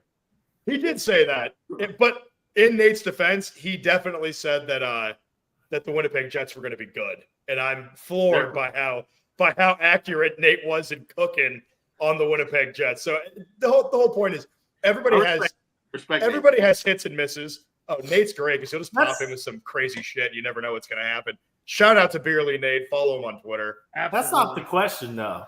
We all admit you can have hits or misses, but do you admit to them, or do you hide them and delete your tweets, or say they never happened? I won't name names, but or do you have a really bad week and then just not show up on a podcast? Has anybody ever done that to you, Phil? I don't know. Nobody on Beerly Hockey has done that. We did have one absence, and it was for a family emergency. So no, it was definitely not anything like that. I will say though, Trev, I was very disappointed that, and I'm not saying it was you, I'm not pointing fingers, but there was a great tweet yesterday, shake your ass for the Beerly Hockey podcast. And then it disappeared. And I was very upset that tweet disappeared because that GIF was exhilarating. Right? I don't know who tweeted that. It was the ghost of Beerly Hockey Pass. We can chalk it up to that. Must have been. Phantom tweet. You never know what's going to happen on the Twitter space. I mean, Elon's posting memes of like reverse cowgirl reading sports content. Like Elon's out here wilding on there with his content team. So anything's possible on his platform now. All right, we are a minute 12 in, or we've yet to talk about the games this weekend. A minute 12? Like, an hour 12. No, we still got to talk about Bucks and Lions. Lions defense sucks. Oh, I had a question I want to ask you guys about this. I know everybody here's likes Baker. The bridge quarterback that was supposed to be Baker Mayfield. But just like the financial situation, coming up, talking about a contract, what would you guys give him if you were Tampa? What would your deal look like? And just another upcoming free agent, if you were Minnesota or maybe Atlanta, what would your deal look like for Kirk Cousins? I mean, Kirk Cousins, it'd probably be – I'll start with Baker. With Baker, I'd probably get him on like a 2-year deal because it's more than – I don't know it kind of depends on the money they have available because if they don't do a lot of work to bring back Mike Evans, that offense is not the same. So I'd try and get Baker on like a 2-year deal. It's enough that if he really performs well, in year 2, then you can maybe sign him to another 3-year deal. Or it gives you options in that sense. So it's like if he performs well next year, if we get him on a 2-year deal and he performs well next year, then you have the chance to re-sign him. Now, if he performs badly, then you're only stuck with him for another year. If you have a bad enough year, you draft a top quarterback. So it's kind of a plus. It's all upside. With Kirk Cousins, this is his retirement contract. The way I'm thinking about it, this is his retirement contract. This is the last contract he's probably going to take. What are you looking at me like that for, Carrie? He's not that old. He's like 32. He's 35. This is his last. 35? Yeah, it's absolutely his retirement contract. I don't think so. His last real contract. It's his last money contract. Yeah. Yeah. Well, the reason I say it's his last contract is because, one, I don't think he wants to play till he's 45. I just don't believe that. He just strikes me as a different kind of person than Tom Brady or several of the other guys that have played. He cares about his family. Yes, cares about his family. So I'm probably thinking 3-year deal max for Kirk Cousins somewhere, but I think you're looking around, golly,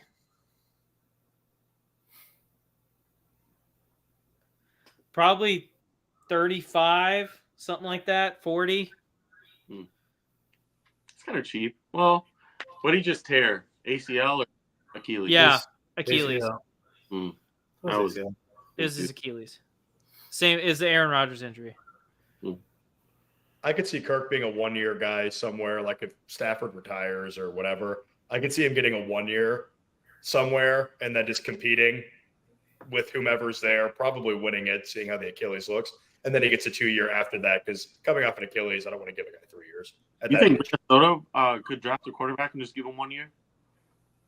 I don't know who's going to be available by who's going to be available by the time it's their pick. JJ McCarthy. Oh, yeah, Phil. Did you want to give any props to Michigan for winning the national championship? Well, we'll see how long it stands. Okay.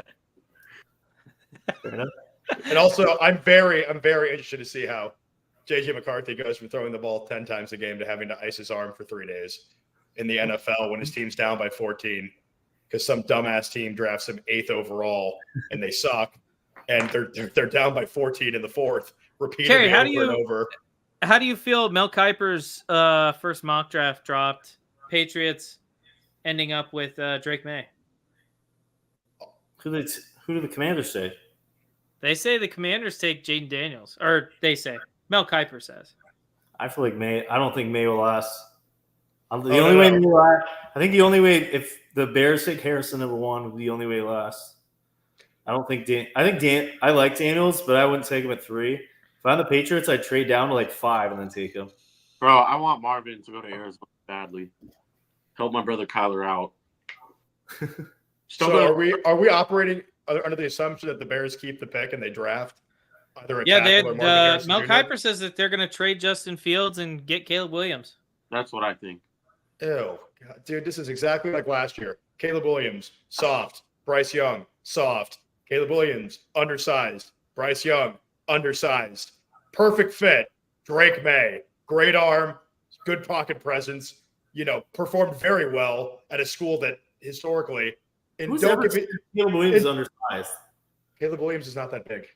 He's like 6'1", 6'2". He's not that. Drake May is CJ Stroud. Drake May is Justin Herbert's cousin. Drake May is the CJ Stroud of the draft. Jaden Daniels is the small version of Anthony Richardson. Anthony Richardson's worth that pick because he's huge. Jaden Daniels is going to run around like Kyler Murray and get crushed. And we're watching it with Bryce Young here in Carolina. 5'10" on a good day. Like Jaden Daniels is not that big, not that he's a good athlete. And I get why someone would want to take a chance on him, but when are people going to learn from the experiments of Kyler Murray? To take a chance on him. If you think about it this way, Sam Howell did show promise this year. So if Jaden Daniels doesn't end up working out, you still have Sam Howell there. Although in that situation, you kind of look like an idiot taking a guy that's going to be your backup at the number 2 overall. So I go back and forth on it. Anyway, just going to go ahead and address the comment. Nate Dizzle, I'm just here to say that Purdy looked like trash spiking the ball in dirt repeatedly. We'll be shocked if they don't bring in competition after getting dog walked by the Ravens. Wow, no love for the Lions, huh? Apparently not. I still think the Niners, I wouldn't be surprised at all if they won the Super Bowl. I would say after losing to the Lions, but I think the Niners can win that game. I feel like if Debo doesn't play, maybe I could see the Lions winning. I agree. How can Aiden Hutchinson lose, but the Lions still win? Cringiest player in the NFL by a country mile. No, it's just because he went to No, it's not. Dude, the mouth guard behind the ear, half his face painted. Says you watch Jason fat ass. He's just the cringiest fucking dude. I can't stand him. They're all just little Harbaughs, and I love Daniel Tosh saying he hopes Harbaugh adopts all those babies, all the illegitimate babies that his players would have instead of getting abortions, and that they all become Buckeyes. That was my favorite Daniel Tosh quote of all time. That's how, Aiden Hutchinson's cringe, but the rest of the Lions, I mean, who's not rooting for him, It's true. I feel like everybody's rooting for Lions outside of California. I don't care who wins. Yeah, I feel like whoever wins is gonna lose. Honestly, I would like to see the Niners lose, though. That would be crazy to see the Lions in the Super Bowl. Never happened. Yeah. I think the Lions I could see the Lions beating the Chiefs in the Super Bowl. I can't see them beating the Ravens. That was an ugly game the first time. I was like 40-6. Could you imagine advertisers like Lions, Ravens Super Bowl? They're like, who's going to sponsor this? Like nobody. Baltimore and Detroit. Yeah, Coke's like, we're pulling out. Everybody pulls out of it. You got like some shitty crab shack in Baltimore and Little Caesars running the goddamn Super Bowl advertising. Super Bowl, they're like sponsor it. They're like, there's one rule: put your shirt back on, sir. They bring that ad back for the Super Bowl. Yes, please. Also, Nate Dizzle, who's signing Kirk? Achilles. Just talked about that, Zach. I know. I'm just trying to get through the comments here. Denver. Any concern about Caleb Williams off the field stuff / attitude? A grown man should not paint their nails. Okay, Cole Beasley. Cole Beasley. Caleb Williams crying in the stands after one of the losses with the towel over his head, like talking to his mom. That's what Jalen Hurts does every week. Yeah, it was just weird. It just struck me as odd, but like Jalen Hurts goes up to the podium and he's like, "Yeah, I don't remember which game it was. It was like their third loss before the dawn. It was like their third loss of the year. If we work together, we can accomplish anything. There's no I in team." Some other catchphrase. Quit hating on him. All right. Agree about Hutchinson. This guy likes your take on Hutchinson. What about Ravens Chiefs? Who we got? Give me the Ravens. Give me Lamar. Honestly, it's not because Lamar. It's the Ravens are a better team. They're more perfect. They're more well-rounded than the Chiefs are. Patrick Queen and Travis, and it's kind of strength on weakness. That will be. That Ravens defense is pretty good, and that Ravens run game is pretty good. Chiefs offense so far has been able to overcome their struggles in the playoffs. You know what's pretty good, Zach? What? This big thing called the National Football League. And do you know what they love? They love money. And do you know what would bring them money? Taylor Swift attending the Super Bowl. And then performing live. No, I'm just kidding. Sadly. I'm taking the Chiefs. I'll be so happy if the Ravens win. But I think the Chiefs are going to, unfortunately. I believe in you, Lamar. Please, Lamar, do it. Kyle Hamilton's the X factor. That's true. That's my opinion. 27-24 Kansas City. Or 28-27. But still Kansas City. Okay. Alrighty. And then the NFC got Lions, San Francisco. I think no matter how bad I want the Lions to win this game, it's just not going to happen. Brock Purdy's going to ride that team all the way to a Super Bowl. Yeah, like he sucked in the rain, but I don't think he's going to suck at home against a mediocre Lions defense. What if it rains at home again? Maybe. I saw something today that said if Brock Purdy beats, or I guess the Niners beat the Chiefs in the Super Bowl, that Brock Purdy will be the Eli Manning to Patrick Mahomes, Tom Brady. He'll be like the little annoying quarterback that comes and steals from him every couple of years. And he also got carried by a defense. That's crazy. Well, Purdy didn't get carried by his defense. He's been carried by his offense more than his defense. No, that's true. But he got carried by his team. Niners defense isn't look that good. The pass rush is, but and Fred Warner's a dog. Yeah. Hot take. Going into the game Saturday night, Dan Campbell cutsack hurts because get your ring chasing ass out of here. Activates himself, and he's the fourth tight end on Sunday. Let's fucking go, Dan Campbell. Dude, honestly, I'd be terrified if I was a Chief having to go against Dan Campbell. Baseball has player managers. Why can't football have? Imagine a push with Dan Campball. He paints his. He's out there in the offseason, man. He's working out with the team. So we saw it last year on Hard Knocks. They didn't let him bring a real lion, for the offseason. Yeah, that was messed up. Can he bring one to the Super Bowl? Look at this lion. Are you guys scared? Good, you should be. He's ferocious. And that's what we need to be. He's cooking, honestly. But no, the Niners win this game, unfortunately. All right, so I got a Niners and Chiefs Super Bowl. Zach? Got a Niners-Ravens. I got Niners Chiefs. Well, but I hope it's the Ravens, dude. I'll be the oddball. I'll go Ravens Lions, man. Ravens Lions. Why not? You have no idea, Phil, if that happens, how happy I'll be. I think the whole world, the whole football community will be so happy. It'd be fun, and just as a neutral, Lamar is so fun to watch when he's not playing your team, and don't get me wrong, I was definitely rooting for CJ Stroud in that game. And at halftime, you're thinking the Texans shanked that or push the field goal. You're like, they have a chance, but their offense didn't do anything to get them there. But how many playoff games have we seen one with just a quick glimmer of offense at a certain point? But the second half of that game, that's what champions do. Mm-hmm. The Ravens, put it on the table. Here you go. This is us. Come stop it.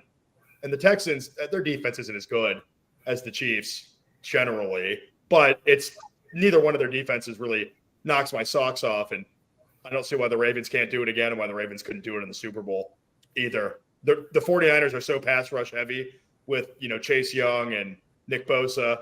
Yeah. Lamar, they'll get their sacks against Lamar, but at the end of the day, he'll evade him just enough too and be able to, get plays off downfield because the 49ers secondary, mid.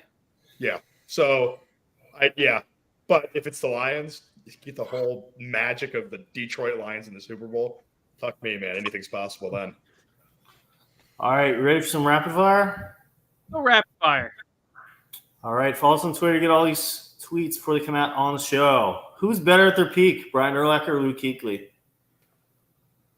I'm going to say Luke Kuechly. Kuechly. It was a shorter peak, but it was better. Kuechly. He's much better in pass coverage. Urlacher was a harder hitter, though.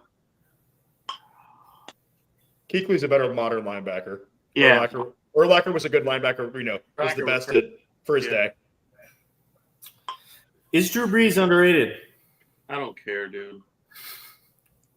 Drew Brees underrated. I'm going to guess. I think he's properly rated. By everything I see and read. Actually, I do think he is a little underrated. Just a little. So you do care? Now that I think about it. All right. Who's the most overrated quarterback left in the playoffs?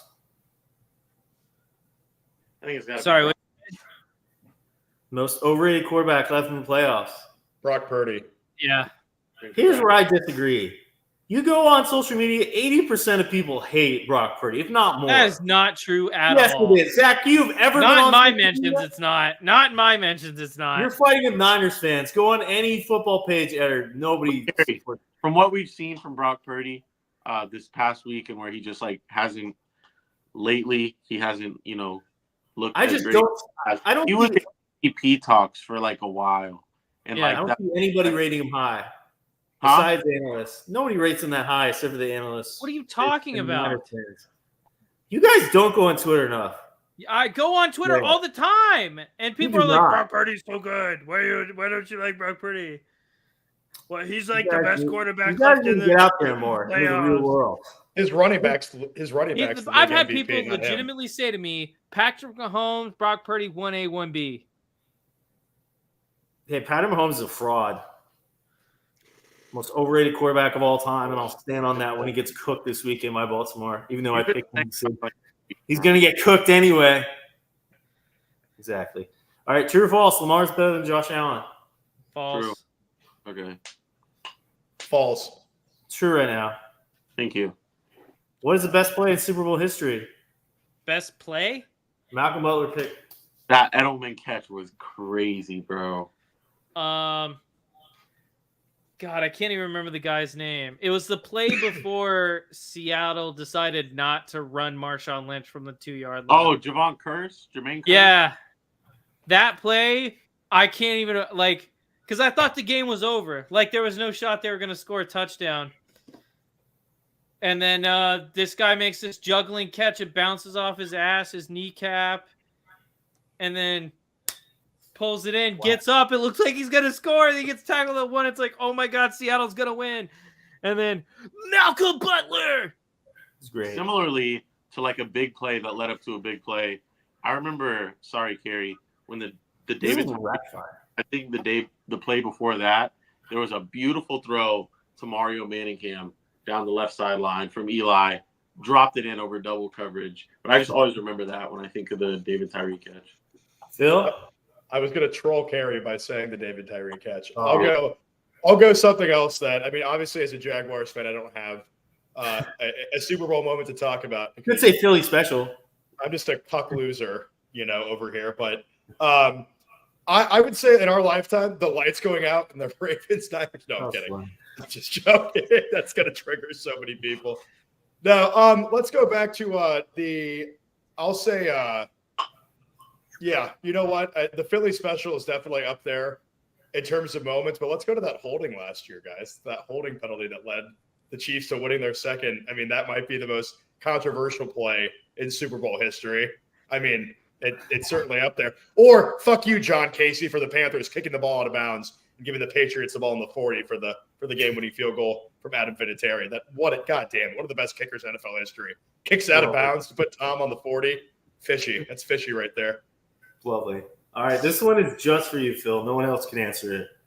Which wide receiver would you rather have for the next 5 years, Puka or Marvin Harrison Jr.?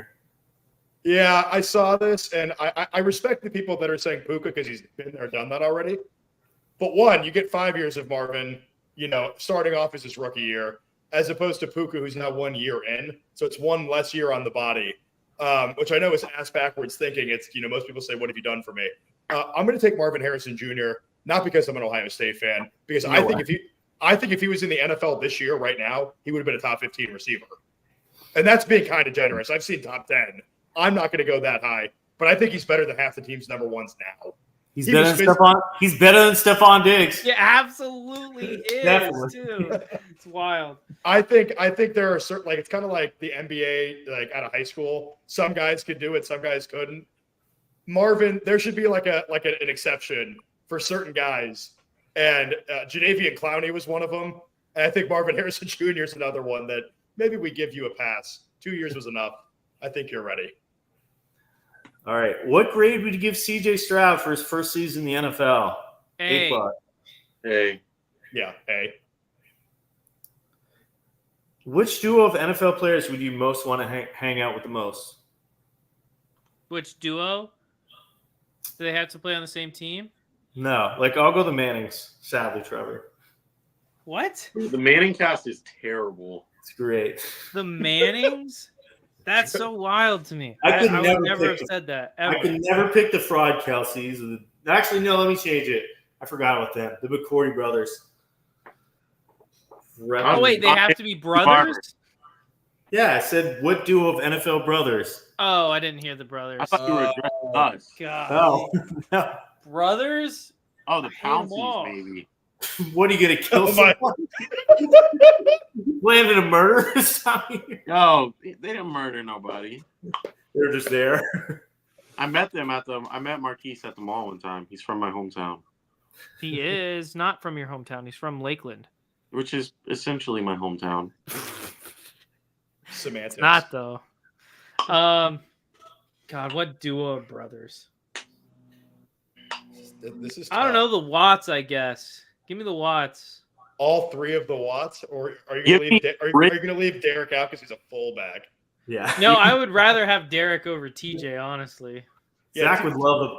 TJ's a little knee hunter. TJ just hunts for quarterbacks' knees. Yeah, TJ is a thug. TJ is a thug.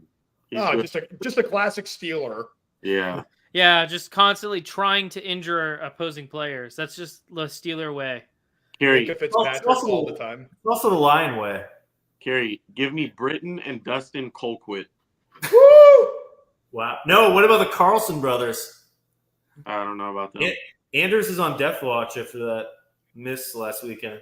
He's not in the NFL yet, but Ohio State linebacker Tommy Eichenberg and his brother Liam Eichenberg, who went to Notre Dame, is a starting guard for the Dolphins. Awful. Also, What? another guy not in the NFL yet. Linebacker and guard, those guys can pound bruise. Mhm. Another two guys. One of the guys isn't in the NFL yet. Give me Travis and Trevor Etienne. Ooh. All right, I'm proud of that. None of you said the Kelsey brothers, so good job. Honestly, the Watts, though, I feel like JJ can pound beers, and I feel like any fullback that played in the NFL can pound beers. I only want to drink with Jay. Brothers, I don't know that I. Bosa brothers? I didn't pick the well. Talk about stuff? No. I've heard things about the Bosa brothers, and drinking is not their favorite thing. So I'm good. I don't need to go to Mars tonight, boys. All right. If Dan Campbell wasn't an NFL head coach, what would his job be? Public speaker, motivation. That man is Maybe a defensive coordinator. That man is security. Defensive coordinator. He'd be like a union guy busting up, making sure his guys are getting paid. He's like running the electric union. He's like their representative with like the city of Detroit. They're getting fucked by the city. He's going in there to demand higher wages, more PTO. Dan Campbell fights for you. And then he becomes the mayor of Detroit. And then he's a congressman. Then he's the fucking president of the United States. That would be great. I'd vote for him. No, I honestly, he strikes me as like a guy that owns his own mechanic business. I can see that. He could also be like an MMA fighter or something. He'd definitely be Carrie's girlfriend's dad. Like he meets him and that's her dad. That'd be scary. That'd be sick. That would be cool. Drinks Carrie under the table. That'd be frightening. All right, who are the top two key quarterbacks in the 2020 draft? I'm going to go Jordan Love and Joe Burrow. Sorry, Herbie. Burrow. Don't do it. Jalen Hurts has proved the most out of them, so I'll say Jalen Hurts. I'll go last. Go ahead, Phil. You know what? I'm give me a second. I'm thinking right now. To be honest. Okay, I'll go. It's Joe Burrow, Justin Herbert. This is tough. Do we want to include one-time Pro Bowler undrafted Tyler Huntley in this? Yeah. We can. No, it's for me. If I'm picking two guys, I'm going to go Joe Burrow and Jalen Hurts, but Justin Herbert's right there for me. Okay. All right, who's the better quarterback, Jared Goff or Baker Mayfield? I'm going to go Goff just by a little bit. I'm going to go Baker Mayfield just by a little bit. I like Goff. Goff, I feel like Baker just a little bit. I mean, Goff is more consistent, but I feel like Baker is like a higher ceiling. Well, I feel like for me, Baker Mayfield just.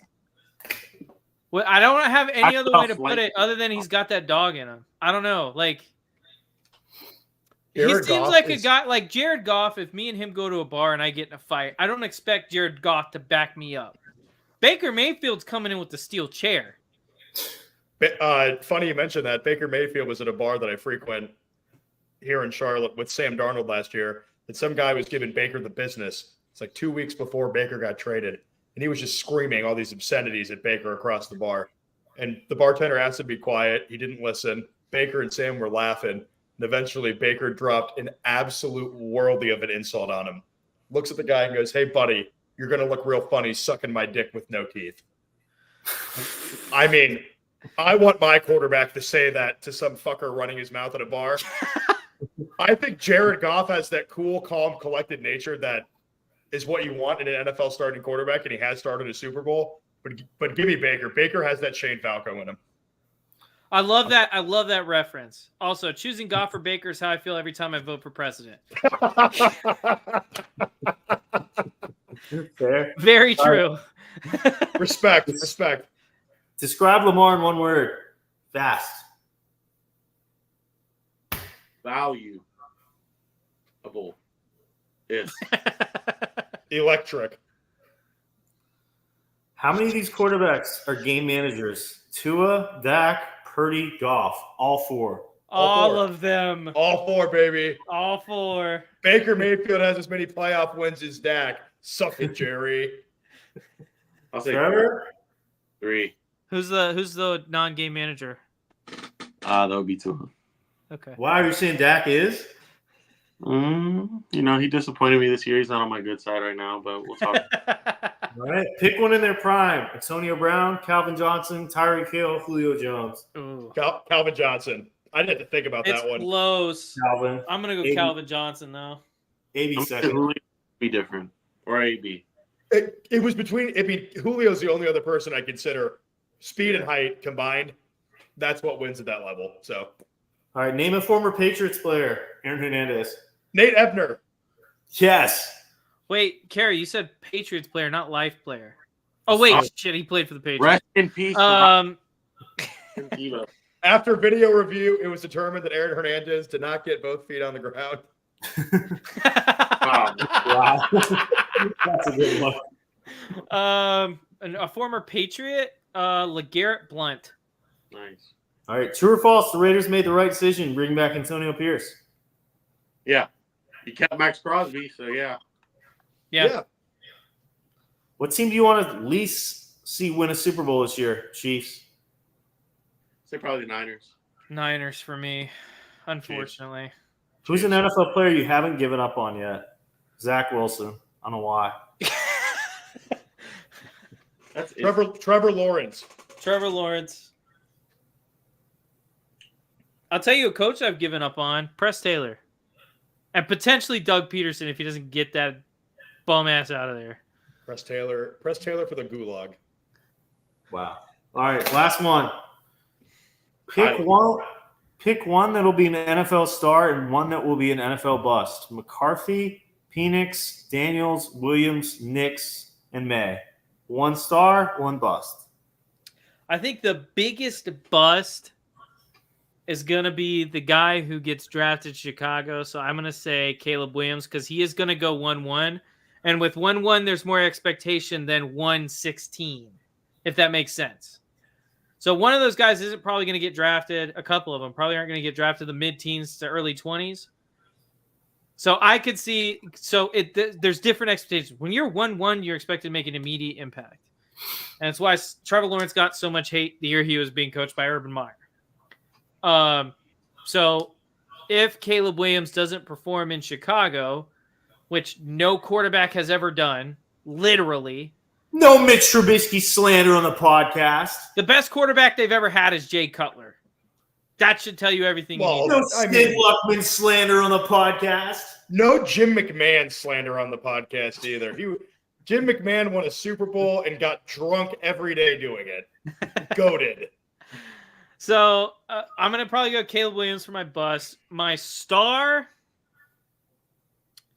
God, it's so heavily dependent on where they end up. I'm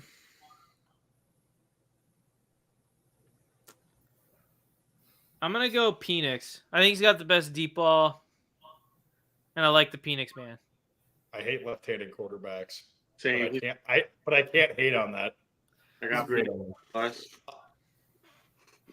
Knicks. I don't know. Daniels as a surprise. All right. Bust? Did you say you're both? Phoenix. All right. I'm going to go with Drake May as my bust. I think he'll be fine. I just don't think he's going to be great enough to be number 2. I could see like Bo Nix being what people think Drake May is going to be. I think people are sleeping on Bo Nix. I think Bo Nix will be a fine starter. And here's my star. I disagree. I don't think he's going to be the best quarterback in this class, but I think where I've seen him get drafted, maybe second or third round, I've seen some. I think J.J. McCarthy is going to be a good NFL quarterback. What are we talking about, dude? Why? Get ready. What has he done to make you think he's going to be a winner? Shut up, Carrie. Shut up. Just wait, Zach. He's going to be the new Brock. He's going to be the new Brock Purdy that people hate on because he doesn't do anything in the NFL either. Kellen Moore won a lot in college. What did that get him? Boo. I don't know. We'll see. I do like Bo Nix, though. Bust Daniels. Ooh. Superstar Bo Nix is going to be what we all thought Justin Herbert was going to be coming out of Oregon. I hate that, guys. I don't hate that. I hate it. Bo I hate it Nix, so dude. much. Okay, Bo listen, I'm going Nix. to call it right now. Okay? Clip this. Calling it. Bo Nix is going to be a backup in 3 years. Woo! Book I feel it. like everybody just hates on him because of his age, but then he's the same age as Penix and Daniels. I don't hate on him because of his age, first off. But that's what most people do. Up front. I don't hate on him because of his age. Joe Burrow was old when he got out. True. Relative. Lamar was Yeah. super young. Joe was super old. They've had some good fights. I like all 6 of these quarterbacks, honestly. I don't really hate like any of them. This is a But much better. I think 2 will end up being starters in the NFL in 3 years. Nobody Just has, as the percentages. Got to play the percentage. Not every one of these guys is going to make it. it depends on the draft. Everybody thought 2021 was going to be a good draft, and look what happened there. Who's in 2021? Mac Jones, Justin Zach Fields, Mac Jones, Zach Wilson, Trevor Bus Lawrence. Who's the 5th one? Trey Lance.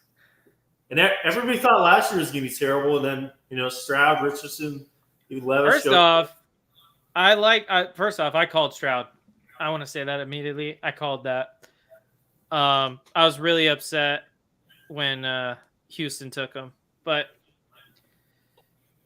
Tepper's the only reason he's not a Panther. yeah. I found that out from someone who's very well connected to the But Panther their quarterbacks coach, organization. McCown. McCown's the quarterbacks coach for the Panthers. Not anymore. He went, or he was. He went up to CJ after the combine and said, "If you're there, we're taking you." Or no, we're taking you. Number one, be prepared to get a call from us. But Tepper basically said he wanted Bryce Young, and he wasn't going to take no for an answer. Yeah, David Tepper is incompetent. All right, that's it for Rapid Fire. Follow us on Twitter, Beerly Football, and Instagram, Beerly Football. See all these tweets before they come out on the show. Anything you guys want to plug before we head out? Yes, I usually plug the Beerly Hockey podcast right here, but I'm going to let Phil do that, Gentlemen, it was very nice of you to have me on to this very esteemed, well-run, zero trolling, all serious Beerly Football podcast. This podcast is incredible. You guys do a great job here. Love your content. Love engaging with you on Twitter. Unfortunately, my Bills Buccaneers Super Bowl is dead. I was right for a weekend. Now I'm dead wrong. That's the world we live in. C'est la vie. I do appreciate you guys having me on here, though. Very fun. I know that Aaron and Nate will be very jealous, but I'm sure they'd love to come on at some point, too. Definitely need to have a few of you over to us on the Beerly Hockey podcast. We need to have you guys on, especially with the Lightning making a little surge, Trev. You make a little guest appearance with us. Follow us at Beerly Hockey on there. All of our merch and whatnot is in the Beerly Sports Instagram. Go in there, check it out. We have Bettman Hates Us t-shirts. If you think Roger Goodell's bad, imagine what Kim Jong Bettman can do for you. So thank you guys for having me on, and I hope you have a great rest of your week. This has been a blast, and go Lions, go Ravens. Prove me right. Yeah. Really. Oh, and Duval, baby. Duval! All right, one more thing I wanted to plug before we head out. We've got merch. Oh, I clicked something. We got merch. We got Beerly Football Line 2.0. It's the Beerly Ball. We got the Beers and Bombs hoodie. We got Beerly Hockey merch in the store, too. Beer and hockey with the Beerly Hockey logo on it. Hoodies, long sleeves, everything you could ever want and more. If you check out our store, beerlysports.creator-spring.com/apparel. You can find all that there. But make sure you guys check that out. Get it. It's still cold outside. We're still in the winter season. Get those hoodies while you still can. They won't be there forever. All righty. And with that being said, that is all we have for today's show. Thank you, everyone, for tuning in and watching us live. And for those not watching us live and listening to us later, you should have been here. You could have been part of all the fun. Make better life decisions. I feel like Trevor saying that is the most ironic thing ever. Alrighty, on the podcast. We will see you guys live next week at the conclusion of championship weekend.